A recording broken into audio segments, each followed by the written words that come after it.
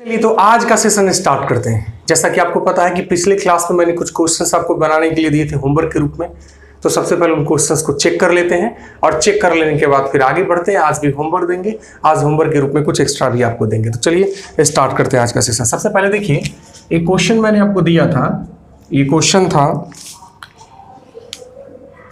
He is a 50 years old man। आपने अगर पिछला सेशन अटेंड किया होगा तो आपको पता होगा कि इस क्वेश्चन को कैसे सॉल्व करना है। इतना जान लीजिए कि ये गलत है, ठीक है, इट्स इनकरेक्ट। तो अब सवाल उठता है कि इसको करेक्ट करना है। जी हाँ, इसको करेक्ट करना है, तो करेक्ट कैसे करेंगे? तो एक थ्योरी हमारे पास आया था, ये देखिए क्या है, ये है हमारा न्यूमरल एडजेक्टिव, क्या है, और ये हमारा क्या है, हाइफन, और ये हमारा क्या है, noun. In the last class we discussed a theory. पिछले क्लास में हमने एक थ्योरी डिस्कस किया था कि सेंटेंस में अगर न्यूमरल एडजेक्टिव आ जाए, फिर हाइफन आ जाए, फिर क्या आ जाए, नाउन आ जाए, तो हाइफन के बाद आने वाला नाउन जो होता है, इट इज ऑलवेज सिंगुलर, ये हमेशा सिंगुलर होता है, यानी कि ये सेंटेंस इनकरेक्ट है। तो आपको पता चल गया होगा कि इसका करेक्ट क्या होगा। जी हाँ, बिल्कुल। तो जब इसके करेक्ट की बात करेंगे तो इसका करेक्ट होगा, he is a 50 year old man। It is the correct sentence. हालांकि इस स्टेटमेंट को दूसरे तरीका से भी लिख सकते हैं, लेकिन हमको यहां पर इंप्रूवमेंट इस स्टेटमेंट को करना था, तो इसका ये सही हो गया। हालांकि आप सेंटेंस को ऐसा भी लिख सकते हैं, ही इज 50 years old। अब ये ध्यान से देखिए, ये अलग कॉन्फ़िगरेशन होता है और ये अलग कॉन्फ़िगरेशन होता है। These two sentences are different. These two sentences follow different styles of writing। यहाँ पर different styles of writing को follow किया गया है, लेकिन ये sentence incorrect है। तो आप जब इसको improve करेंगे तो आपका ये सही sentence हो जाएगा, जैसा कि मैंने पिछले क्लास के थ्योरी में बताया था। Come to the next statement। अगले स्टेटमेंट पे चलिए। एक स्टेटमेंट है, it is a 5, यहाँ पर है हाइफन, फिर है पाउंड्स, ओके, वेट। ये क्वेश्चन आपके पास होगा आरपी सिन्हा बुक से, पेज नंबर 161 पर मैं हूं। जैसा कि आपको पता है, उसमें एक छोटा सा एक्सरसाइज दिया हुआ है, उसी को मैं सॉल्व कर रहा हूं। इस एक्सरसाइज को सॉल्व करने के बाद फिर मैं आगे आपको ले चलूंगा। तो इट इज अ 5 pounds पेट, ठीक है। फिर देखिए यहां पर क्या है, व्हाट इज दिस, तो दिस इज न्यूमरल एडजेक्टिव, या इट्स ओके। ये क्या है, ये आपको पता है कि इट्स हाइफन, इट्स ओके, और ये क्या है, नाउन। तो रूल क्या बताता है कि हाइफन के बाद आने वाला नाउन हमेशा सिंगुलर होता है, यानी कि ये सेंटेंस गलत है। जब इसमें आप इंप्रूवमेंट करेंगे तो सेंटेंस आपका हो जाएगा, इट इज 5, फिर यहां पर हाइफन देना है, फिर देना है पाउंड, और फिर क्या लिख देना है, वेट। ये करेक्ट स्टेटमेंट है, ठीक है। नेक्स्ट स्टेटमेंट पे आ जाइए, third. It is a 7 main committee.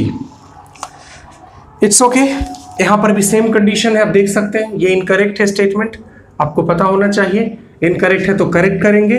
ये देख लीजिए, यहां पर न्यूमरल एडजेक्टिव है, ये हाइफन है, और ये क्या है, नाउन है। हाइफन के बाद आने वाला नाउन हमेशा सिंगुलर होता है। अतः जब इस स्टेटमेंट को इंप्रूव करेंगे तो हमारा स्टेटमेंट हो जाएगा, it is a 7 man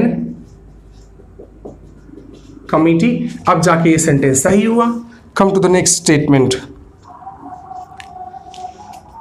there was a 3 hours sitting. It's okay. आप देख सकते हैं, एक बार फिर आपके सामने आ गया numeral adjective,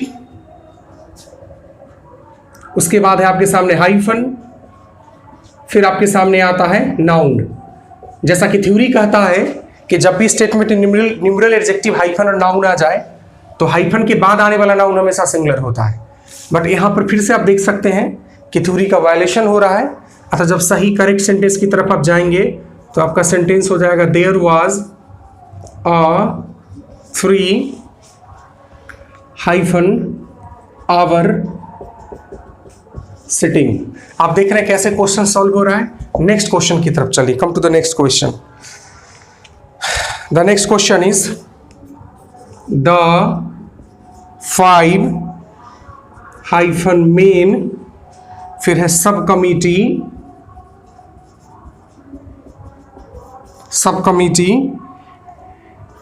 had a 2 hours conference this morning। ये सेंटेंस भी आपका गलत है, इनकरेक्ट है। This sentence is also incorrect. Now the matter comes to solve it. Matter आता है कि इसको सॉल्व कैसे किया जाए। तो सबसे पहले चलिए हम ले चलते हैं आपको द 5 मेन सब कमिटी। जरा यहां पर ध्यान देखिए, जरा ध्यान से, और फिर इसमें देखिए अ 2 आवर्स कॉन्फ्रेंस। 2 जगह है जहां पर आप देख सकते हैं कि नेबल एडजेक्टिव है और नाउन है, बीच में हाइफन है। अच्छा, सेकेंड पोजीशन पर आप देख सकते हैं कि यहां पर हाइफन मिसिंग है। You can say hyphen is missing here. तो एक बात ध्यान में रखना है, जब हम इस कॉन्फ़िगरेशन की बात करते हैं, यानी कि नेबल एडजेक्टिव आ रहा, हाइफन आ रहा और नाउन आ रहा जो कि सिंगुलर है, तो आप हाइफन को भी मिस नहीं कर सकते हैं। तो यहाँ पर 2 पॉइंट पे, 2 जगहों पे आपको इंप्रूवमेंट करना है। इंप्रूवमेंट क्या करना है? As far as this sentence is concern, the answer would be, पहले आप लिखेंगे द, फिर लिखेंगे 5 हाइफन, ये मैन हो जाएगा, जैसा कि आपको पता है कि हाइफन के बाद आने वाला नाउन सिंगुलर हो जाता है। फिर आपको लिखना है सब कमिटी हैड अ 2, फिर यहां पर देंगे हाइफन, फिर देंगे आवर, फिर देंगे कॉन्फ्रेंस दिस मॉर्निंग। अब ये सेंटेंस जो है सो करेक्ट स्टेटमेंट हो गया। मतलब जब हम इस क्वेश्चन की बात करते हैं तो यहां पर आपको ध्यान से देखना पड़ेगा कि 2 जगहों पर इंप्रूवमेंट किया जा सकता है। There are 2 places where you need to improve and I have just done, मैंने इसको कर दिया है। आप ध्यान से देखिए, यहाँ पर द 5 मैन सब कमिटी, यहाँ पर 5 न्यूमरल एडजेक्टिव है, फिर हाइफन है यहाँ पर जो कि आपके क्वेश्चन में उपलब्ध है, और फिर हाइफन के बाद आने वाला नाउन जो कि यहाँ प्लूरल था जिसको मैंने सिंगुलर मैन कर दिया। फिर sub committee had a 2 hour conference, यहाँ पर देखिए 2 hyphen hour conference this morning. तो आप देख रहे हैं कैसे क्वेश्चंस को सॉल्व कर रहे हैं। मैंने इस थ्योरी को पिछले क्लास में डील किया था। I have done this theory in the last class. अभी और क्वेश्चंस हैं, तो आप इतने क्वेश्चन समझ गए होंगे। पहले मैं आगे के क्वेश्चंस को बनाता हूं, फिर आगे की थ्योरी पर ले चलूंगा। इसलिए आप क्वेश्चंस को पहले देखिए कि कैसे सॉल्व किया जाता है। आप समझ गए होंगे, इन क्वेश्चंस को समझना जरूरी है, थ्योरी जरूरी है, क्योंकि जब तक आपका थ्योरी क्लियर नहीं होगा, आप कुछ भी लिखेंगे और बोलेंगे, it's not possible that you are going to speak correct things. You will always be speaking incorrect things, और इनकरेक्ट चीजों का कहीं कोई प्लेस नहीं होता। There is no place for incorrect things. That's why it's important for you to have a correct knowledge. चलिए next question पे आ जाता है। Come to the next question. The next question है कुछ इस प्रकार, it's okay 5 hyphen years plan is good. Question आपके पास भी है, बुक पे आप आ सकते हैं। आरपी सिन्हा का बुक है, पेज नंबर है 161। तो आप देख सकते हैं यहाँ पर क्या लिखा मैंने, 5 है, ये हाइफन है, ये नाउन है, ठीक है। आप इस 5 के बारे में जानती हो, नोवेल। ये what is this? It's a numeral adjective. What is this? It's a hyphen and it's a noun. As far as the configuration is concerned, as far as the structure is concerned, what does our structure tell us? हमारा structure हमको क्या बतलाता है? तो हमारा structure हमको बतलाता है, हमें बतलाता है कि सेंटेंस में न्यूमरल एडजेक्टिव आ जाए और हाइफन आ जाए, तो हाइफन के बाद आने वाला नाउन क्या होता है? सिंगुलर। ये ईयर्स जो है सो गलत है। जब इसमें इंप्रूवमेंट लाएंगे तो हो जाएगा the 5 hyphen year plan is good. ये सही सेंटेंस है। Clear? Come to the next question. Next question कुछ इस प्रकार है, India cannot accept India cannot accept the 2 hyphen यहां पर दिया हुआ nations theory. Full stop is given here. You can see the entire statement. India cannot accept the 2 nations theory. हमको error ढूंढना है। बात एरर ढूंढने की आती है तो सबसे पहले आप स्ट्रक्चर पे आ जाइए। फिर से देख सकते हैं 2 है, फिर उसके बाद हाइफन है, फिर से ये नाउन है, यानी numeral adjective plus hyphen plus noun. And as we know that in the case of numeral adjective plus hyphen plus noun, the noun that comes after hyphen is always singular. Means this noun has to be singular at any cost. So whenever the correct sentence is concerned, the correct sentence would be India cannot accept the two hyphen nation theory. Okay, come to the next question. Next question है and all hyphen parties, क्या लिखा मैंने, parties conference was held to consider the food problem. आप इस statement को देख सकते हैं और शायद इतना क्वेश्चन हम लोग बना लिए हैं कि आप समझ सकते हैं कि एरर है कहाँ पर। The error is clear here, you can see here it's a hyphen. Okay, we know that in the case of hyphen whenever we have noun, the noun that comes after hyphen is always singular. So this sentence is incorrect. As far as the correct sentence is concerned, the correct sentence will be an all hyphen party conference was held to consider the food problem. I think questions can be solved easily. I think that if you get such type of questions, you can solve such types of questions easily. But you have to keep the structure in your mind. What is a structure here? I have already told you that in the case of numeral adjective plus hyphen plus noun, the noun that comes after hyphen is always singular. So you have to follow every word. The next question and the last question of the exercise. There is two hyphen ways traffic here. You can see this question. The same question is here. Same question means what? What is this? You know this is numeral adjective. This is hyphen, and once again this is noun. As we know that when we have the structure numeral adjective plus hyphen plus noun, the noun that comes after hyphen is always singular. Means you cannot write base. If you follow this structure, the present statement is incorrect. So if you like to correct this statement, the correct statement would be there is two hyphen way traffic here. तो इस बात को आप देख सकते हैं, यहाँ पर ध्यान से देख सकते हैं, ध्यान से इस बात को समझ सकते हैं। आपको अंदाजा लग सकता है इस बात का कि कैसे ऐसे क्वेश्चंस को सॉल्व किया जा सकता है। ये जितने भी क्वेश्चन है, all this questions which I have solve this time, this questions are related to the last day theory, but today I am going to deal with the new theory. आज मैं नई थ्योरी से deal करने वाला हूँ। And after dealing the theory I will give you homework again. एक बार फिर मैं आपको होमवर्क दूंगा। होमवर्क क्या, आप तो घर पर ही हैं, आपको वर्क दूंगा, आप उस वर्क को करेंगे। तो तत्काल आप इन क्वेश्चंस को समझ गए होंगे, आई थिंक सो। तो चलिए आगे आज की थ्योरी की तरफ आपको बढ़ाते हैं और आज के लिए कुछ नई चीज़ों पर काम करते हैं और आशा करते हैं कि आज की थ्योरी को भी आप अच्छे से देखेंगे और फिर जो मैं वर्क दूंगा उस वर्क को कंप्लीट करेंगे। जितना ज़्यादा वर्क को कंप्लीट करेंगे, जितना ज़्यादा क्वेश्चंस आप सॉल्व करेंगे, उतना ही ज़्यादा आपका कंसेप्ट क्लियर होगा। आज मैं होमवर्क को थोड़ा सा बढ़ाऊंगा, आज के होमवर्क का फेज थोड़ा सा बढ़ेगा। धीरे धीरे मैं आपको प्रैक्टिस करा रहा हूँ ताकि होमवर्क बनाने के आप आदी हो जाएं। It's okay, now just come. चलिए देखते हैं। एक वर्ड मैं पहले लिख रहा हूं, try to understand the word. ये वर्ड इज दिस।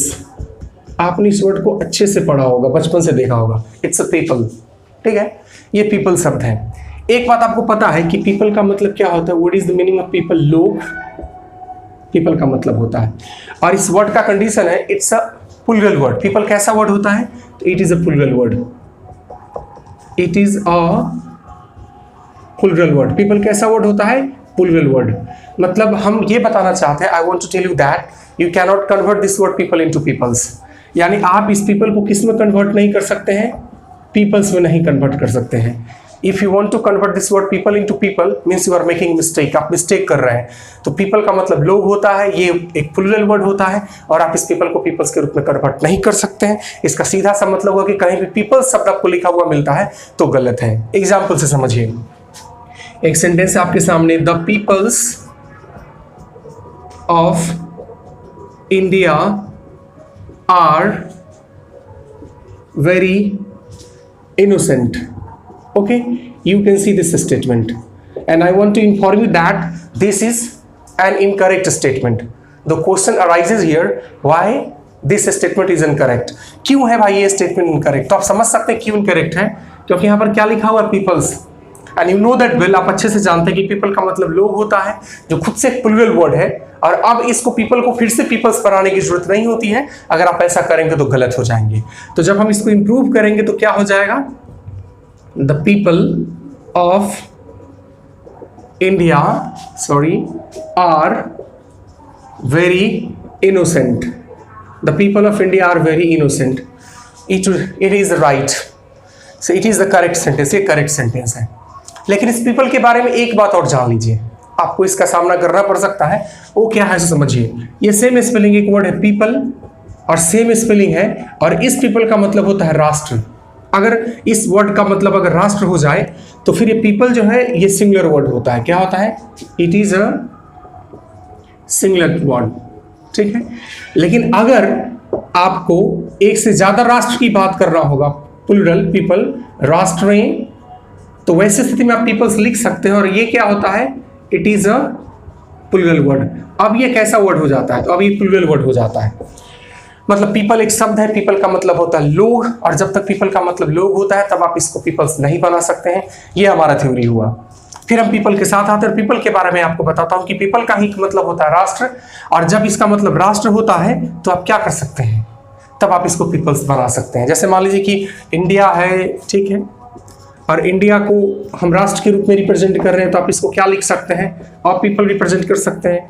चलिए दूसरा ले लेते हैं, इंडिया एंड चाइना ले लेते हैं। जब आप इसको रिप्रेजेंट करेंगे तो आप इसको क्या रिप्रेजेंट कर सकते हैं, पीपल्स रिप्रेजेंट कर सकते हैं। बस ध्यान इस बात का रखना है कि यहाँ पर इंडिया या चाइना जो भी है, ये पीपल और पीपल्स जो है, ये जो है राष्ट्र के सेंस में आ रहा है। लेकिन अगर आदमी की बात करेंगे, किसकी बात करेंगे, तो आदमी की बात करेंगे, तो पीपल जो है हमेशा प्लूरल होता है। आप पीपल को पीपल्स नहीं बना सकते हैं, ये एक प्लूरल टर्म है, प्लूरल नाउन है, अतः प्लूरल होने के नाते इसके साथ जो भी वर्ब आता है वो हमेशा क्या होता है, प्लूरल होता है। आप कभी भी इसके साथ सिंगुलर वर्ब का यूज नहीं कर सकते हैं। तो आपके सामने एक वर्ड है पीपल, पीपल का मतलब होता है लोग। आप जान लीजिए कि पीपल एक प्लूरल वर्ड है। प्लूरल कहने का मतलब है कि आप इसको एस या इसमें यूज नहीं कर सकते हैं, क्योंकि पीपल खुद में प्लूरल है, इसलिए जब इसमें वर्ब लगाने की बारी आती है तो आप प्लूरल वर्ब का यूज करते हैं, पीपल आर करके यूज करते हैं, ठीक है। लेकिन सेम वर्ड है पीपल, स्पेलिंग भी सेम होता है, आप इसका यूज राष्ट्र के रूप में कर सकते हैं। But you have to remember one thing, that when you use the word people as a nation, in that case you can use article an according to the condition, and here you can see I have used article A, and you can convert this word into peoples. राष्ट्र के sense में people को peoples के रूप में भी convert कर सकते हैं। ये तो क्लियर हो गया, ठीक है। आगे चलिए, आगे देखते हैं। ध्यान से देखिएगा थ्योरी को, क्योंकि आप थ्योरी को ध्यान से देखेंगे तो एक बात है कि क्वेश्चंस जो मैं देने वाला हूं होमवर्क, वो आप आसानी से सॉल्व कर पाएंगे। अगर थ्योरी को ध्यान से नहीं देखेंगे तो आज मैं जो होमवर्क दूंगा आप उसको सॉल्व नहीं कर पाएंगे। So it's important for you to see the theory carefully. It's okay. चलिए, कुछ वर्ड मैं लिख रहा हूँ, I am going to write some words. आप देखिए उसके स्पेलिंग में, उसके मीनिंग को भी बोलूंगा क्या क्या वर्ड है। The words are admiralty. The first word is admiralty. इसका मतलब होता है नौसेना। एडमिरल्टी का मतलब क्या होता है, नौसेना। एक वर्ड है कैवलरी। कैवलरी का मतलब होता है घुड़सवार सेना। एक होता है कैलर्जी।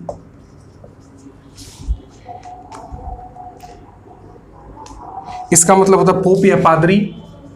कैटल, मवेशी। जेंट्री, भद्रजन। इन्फेंट्री, पैदल सेना। Nobility, nobility. सामंतवर्गी। पोल्ट्री, पोल्ट्री वही मुर्गा मुर्गी जो होता है। POULTRY, पोल्ट्री, मुर्गा मुर्गी।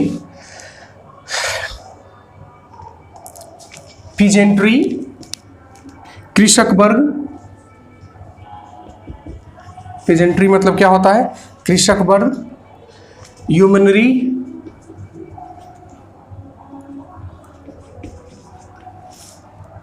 ये वैसे किसान जो घोड़ा पालते हैं, घोड़ा पालने वाले किसान, और चिल्ड्रन। चिल्ड्रन का मतलब क्या होता है? बच्चे। एक शब्द है एडमिरल्टी, दूसरा शब्द है cavalry, clergy, admiralty ADMIRALTY, cavalry CAVALRY, clergy CLERGY, cattle CATTLE, gentry GENTRY, infantry INFANTRY, nobility NOBILITY, poultry POULTRY, peasantry PEASNTRY, yeomanry YEOMANRY, और चिल्ड्रन CHILDREN। इन शब्दों को ध्यान से देखिए। एक्चुअली मैंने पिछले क्लास में बताया था, फिर मैं एक बार फिर से आपको रिपीट करता हूं कि जब भी बात नाउन की आती है तो एक बात जो सबसे पहले आपके दिमाग में आएगा वो आता है सिंगुलर प्लूरल का कंसेप्ट। जी हाँ, और जब सिंगुलर प्लूरल के कंसेप्ट की बात आती है तो हम ज्यादातर ACIES को देख करके किसी भी नाउन के बारे में डिसाइड करते हैं कि सिंगुलर है कि प्लूरल है। मतलब जब तक हम लोग ACIES को नहीं देखते हैं नॉर्मली तो हम कंफ्यूज रहते हैं। तो इन शब्दों के बारे में जानिए, इन शब्दों की क्या क्वालिटी है। जब हम ACIES को बेस मानते हैं, किसको बेस मान रहे हैं? ओके, इन शब्दों को सोचना है, इन शब्दों के बारे में सोचना है। दीज आर नाउन, ये शब्द क्या है? These are nouns and we have to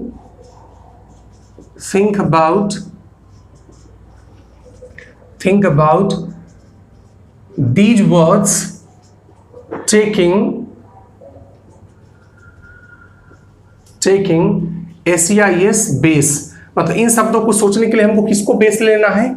ACIES को बेस लेकर के इन शब्दों को सोचना है। ACIES बेस लेने का मतलब कि हम जब नाउन्स के बारे में बात करते हैं, when we talk about nouns, generally ACIES come in our mind and we decide according to ACIES that the nouns are singular, the nouns are plural। तो ACIES को बेस मान करके इन शब्दों के बारे में देखना है। देखिए होता क्या है, जब आप इन शब्दों को गौर से देखेंगे आप तो पता चलेगा कि किसी भी शब्द में ACIES नहीं है।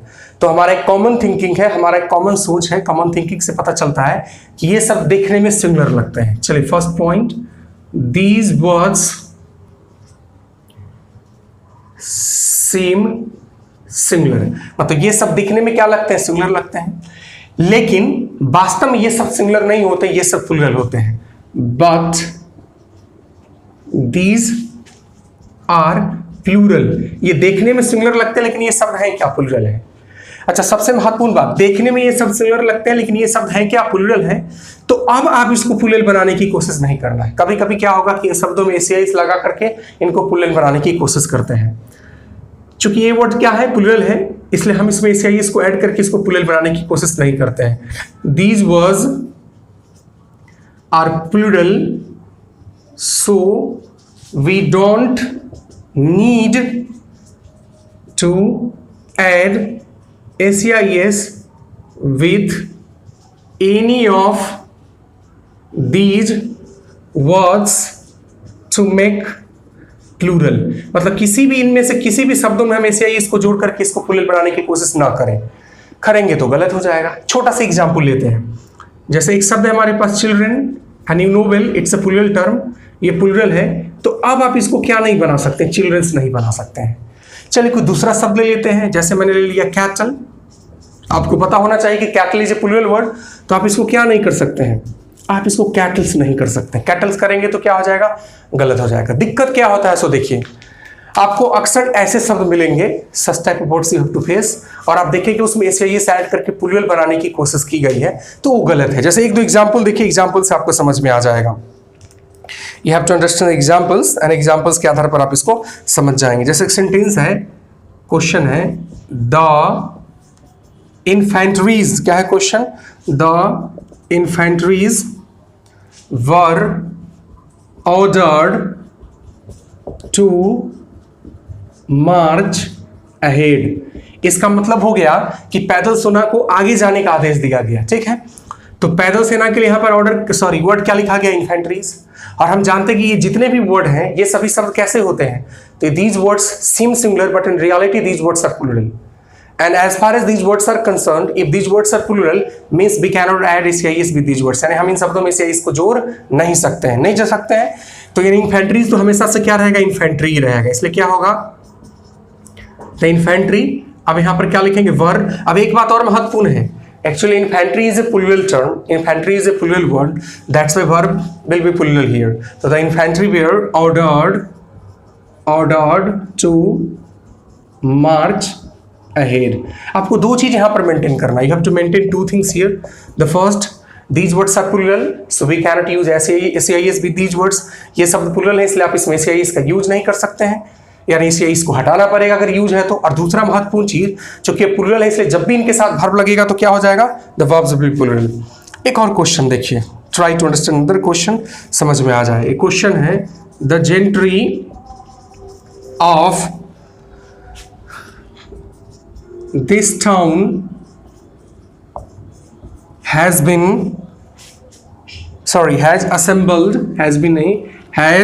assembled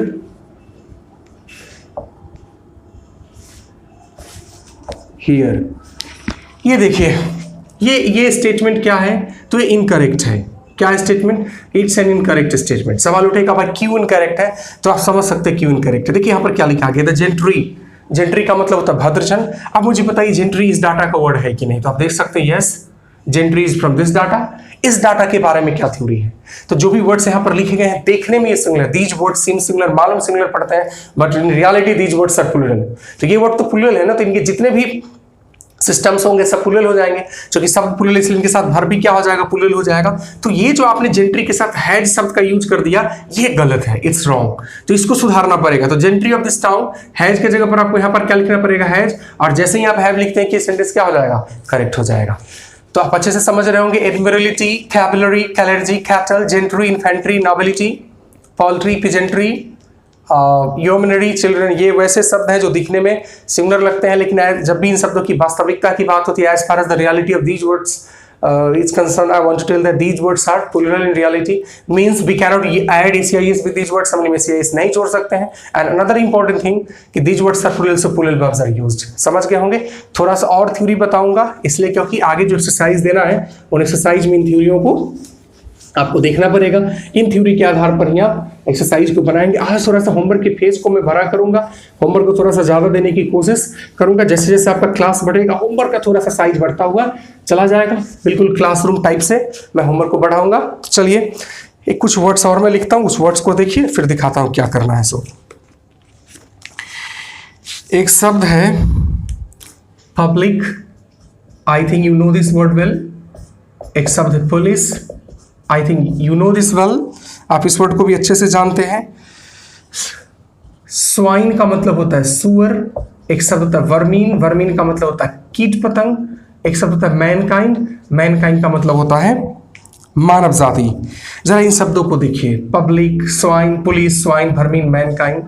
हम ACIS को बेस मान करके नाउन को जज कर रहे हैं, तो एक बार फिर से आपको ACIS को बेस मान करके जब नाउन को जज करने के लिए कहा जाएगा, तो जो police, public, swine, vermin, Mankind, जो ये शब्द आपके सामने, देयर आर 5 वर्ड्स हियर। कितने वर्ड्स हैं? 5 वर्ड्स हैं। मैं आपको बता दूं कि ये शब्द भी देखने में सिमिलर लगते हैं। दीज वर्ड्स सीम सिंगुलर, ठीक है, ये सब जो है सो सिंगुलर दिखते हैं, बट परंतु these are used in both forms, singular and plural. ये जितने भी शब्द है public, police, swine, vermin, mankind, इन शब्दों को देखिए। इन शब्दों की खासियत है ये शब्द आपको दिखने में सिंगुलर जरूर लगेंगे, लेकिन जब इन शब्दों की वास्तविकता की बात आएगी तो ये सब सिंगुलर प्लूरल दोनों फॉर्म में यूज होते हैं। महत्वपूर्ण चीज क्या, चूंकि इसी फॉर्म में, इसी फंडामेंटल फॉर्म में ये सभी शब्द सिंगुलर है और ये सभी शब्द प्लूरल है, यानी कि आप इसमें ACIS को ऐड नहीं कर सकते हैं। कहने का मतलब क्या है, जैसे हमारे पास एक शब्द पब्लिक है, अब ये पब्लिक ही खुद में क्या है, ये खुद में सिंगुलर है और खुद में क्या है, ये प्लूरल है। यानी कि मैं आपको बता दूं कि पब्लिक को आप क्या नहीं बना सकते, पब्लिक्स नहीं बना सकते हैं। जैसे मान लीजिए एक शब्द वर्मीन है, मान लीजिए ले लेते एग्जाम्पल के रूप में, वर्मीन ही खुद में क्या है, सिंगुलर है और खुद में क्या है, प्लूरल है। तो वर्मीन को आप क्या नहीं बना सकते हैं, वर्मीन्स का यूज नहीं कर सकते हैं, ये गलत हो जाएगा। क्योंकि ये शब्द क्या है, जब ग्रामर की बात करेंगे तो ये सभी शब्द जो है सो दिखने में लगते हैं सिंगुलर, लेकिन वास्तव में सिंगुलर प्लूरल दोनों तरह से यूज होते हैं। आप इसमें ACIS को ऐड नहीं कर सकते, इसमें ACIS को ऐड इसलिए नहीं करेंगे कि ये खुद सब सिंगुलर और खुद सब प्लूरल के रूप में यूज हो जाते हैं। वर्मीन का मतलब कीट पतंग होता है, स्वाइन का मतलब सुअर, पुलिस और पब्लिक का मतलब समझ रहे, और मैनकाइंड का मतलब मानव जाति समझ रहे। जैसे मान लीजिए कोई कीट है छोटा सा है, तो इट इज और वर्मीन करके हम यूज करते हैं, और एक से ज्यादा आ जाए तो दीज आर वर्मीन करके यूज करेंगे। यहां पर वर्मीन्स बनाने की जरूरत नहीं है, क्योंकि खुद में ये सिंगुलर होता है और खुद में क्या होता है, प्लूरल होता है। तो मुझे लगता है कि जहाँ तक मैंने बताया आपको आप समझ गए होंगे, लेकिन इस बात का अंदाज़ा इससे लगेगा कि मैं एक होमवर्क दे रहा हूँ, उस होमवर्क को आपको पूरा करेंगे तो देखेंगे कि क्वेश्चन आपसे बनता है कि नहीं। तो जैसे पिछले क्लास में थ्योरी के बाद मैंने होमवर्क दिया था पेज नंबर 161 आरपी सिन्हा की बुक से, वैसे ही फिर मैं आपको होमवर्क के रूप में दे रहा हूँ। आरपी सिन्हा का ही बुक है और आज दे रहा हूँ होमवर्क आरपी सिन्हा की बुक से पेज नंबर 163। उसमें जाएगी तो एक बिल्कुल छोटा सा एक्सरसाइज मिलेगा। मैं आशा करता हूँ कि उस एक्सरसाइज को आप सॉल्व करने की कोशिश करेंगे। अगले क्लास में मैं अगले क्लास में जब आऊँगा तो आगे बढ़ने से पहले सबसे पहले मैं उसको चेक करके फिर आगे बढ़ूंगा। लेकिन अभी एक और होमवर्क मैं आपको देने वाला हूँ। होमवर्क क्या है कि एक छोटा सा पैराग्राफ मैं अभी आपको लिखाऊंगा। ध्यान इस बात का रखना है कि जैसे मैं क्लासरूम में बोलता हूं वैसे ही मैं डिक्टेट करूंगा। मैं जो बोलूंगा आपको बस वैसे ही लिखना है, फिर बाद में उसको क्या करना है वो मैं बताऊंगा। आपको कॉपी कलम लेकर के बैठना है, नोटबुक के साथ आप बैठिए ताकि मैं जो बोल रहा हूँ उसको आप सुन सके, लिख सके। फिर अगले दिन मैं इसको सॉल्व करूंगा तो दिखाऊंगा क्या करना है। तो जब पढ़ने बैठे होंगे तो कॉपी कलम के साथ होंगे, नहीं होंगे तो कॉपी कलम लीजिए, फिर वीडियो को रोक करके आप इसको कॉपी कलम के साथ ही लिखिएगा। तत्काल में बोल रहा हूं, लिखिएगा। Mohan is one of the most laborious student who lives in the colony in which I live। Full stop यहां पर दे देना है, ठीक है। आगे फिर I know him well, full stop. फिर स्टॉप के बाद फिर लिखिएगा he belong to poor family in which there are 8 member, full stop. He is 6 brother and sister, full stop. His parent is poor but very laborious, full stop। They want that their children must achieve his aim, full stop। The aim of Mohan is to be IAS officer, while his brother and sister want to be doctor and engineer, full stop. मैं जिस paragraph को मैंने अभी पढ़ा है उसी paragraph को मैं लिख देता हूं। आपने नोट कर लिया तो भी अच्छी बात, नहीं नोट किया तो भी कोई बात नहीं, आप देख करके नोट कर लेंगे। क्योंकि मैं कुछ होमवर्क सेट करने वाला हूं। क्या होमवर्क है सो देखिए मैं क्या लिख रहा हूं। मैं लिख रहा हूं Mohan is one of the most laborious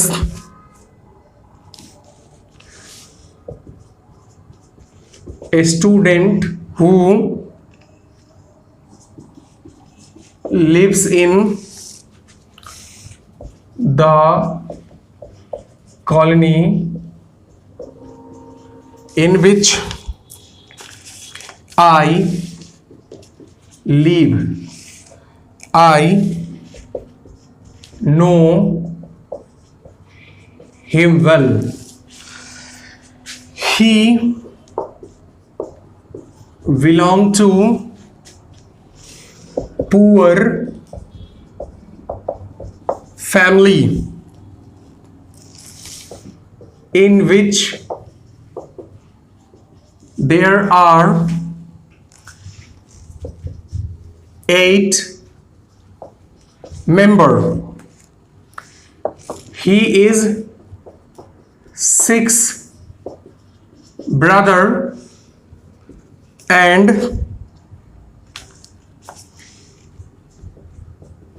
sister। His parent is poor but very laborious। They want that their children must achieve his aim. The aim of Mohan is to be IAS officer while his brother and sister want to be doctor and engineer. Full stop. ये paragraph मैंने बोल के लिखाया है, मैंने भी लिख दिया। इस पैराग्राफ के बारे में आपको बतलाना चाहता हूं कि ये गलत है, इट्स रॉन्ग, इट्स इनकरेक्ट। सवाल उठेगा कि जब इनकरेक्ट है तो मैंने क्यों लिखा है, तो मैंने आपको ये इसलिए लिखाया है कि आप इसमें इंप्रूवमेंट करें, आप इसको सुधारें। यानी ये आपका होमवर्क है, सेकेंड होमवर्क आपका है। इस पैराग्राफ को आपको लिख लेना है और आपको कट कर देना है, चूंकि ये गलत है, और फिर इसमें जो जो इंप्रूवमेंट हो सकता है, चाहे जिस प्रकार का इंप्रूवमेंट हो, उसको इंप्रूव करेंगे। ध्यान इस बात का रखना है कि जहां गलती है वहीं पे सुधार करना है, सही चीजों में आप सुधार नहीं कर सकते हैं। तो आज के लिए बस इतना है। मैंने दो प्रकार के होमवर्क आपके लिए सेट किया। एक तो मैंने ग्रामर की बुक से एक छोटा सा एक्सरसाइज दिया जिसको सॉल्व करना, उसमें कुछ क्वेश्चंस है जो थ्योरी मैंने बताया उसके आधार पर डील होगा, और सेकंड मैंने एक छोटा सा पैराग्राफ आपके लिए सेट किया है जो कि कंप्लीटली इनकरेक्ट है। आपको इसको करेक्ट करना है। अगले क्लास में जब हम मिलेंगे तो इन दोनों को चेक करके फिर आगे के होमवर्क को सेट करेंगे। जैसे जैसे आगे क्लास बढ़ेगा, होमवर्क के साइड को, होमवर्क के एरिया को मैं बढ़ाता चलूंगा। तो आज के लिए बस इतना ही, फिर मिलते हैं अगले क्लास में। तब तक के लिए बाय। इसको बनाइए और अच्छे से रहिए।